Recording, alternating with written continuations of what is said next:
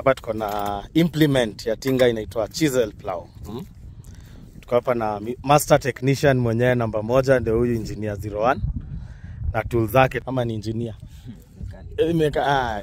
Mechanic, dereva, engineer zote. Sasa hapa nataka tueleze hii ni nini tunaona na kwa nini anatumia hii na si ile mmezoea ile disc plow. Engineer unaitwa aje bro? Naitwa John. Tunaona hii ndio poa kuliko kutumia jembe.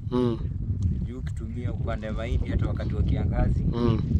Mahindi yako itatoka poa juu chini kuna maji.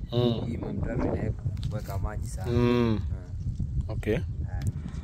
Na sasa hii inakunywa mafuta kushinda ile disc plows. Hii inakunywa mafuta juu inaingia chini kabisa. Na mtu bado atahitaji kuharo. Unaweza piga halo. So ukipiga halo haiwezi fikia mahali hiyo nini imeingia. Mahali hiyo jembe imefika chini. Sasa bado inaacha hiyo nini. Hata ukiangalia mahindi hii na uangalie mahindi ya Marumerima na hiyo jembe, mahindi hii utaona inakufurahisha.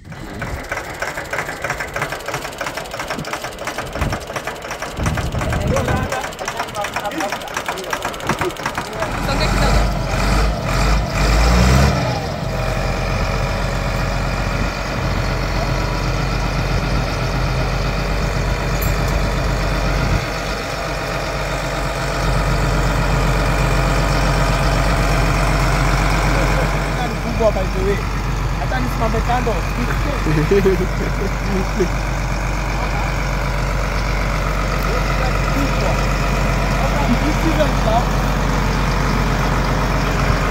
Dunia sasa tukienia. Lakini kama sasa ina deep ina deep very deep. Inasaidia water retention So kukinyesha maji na infiltrate, inasaidia water infiltration.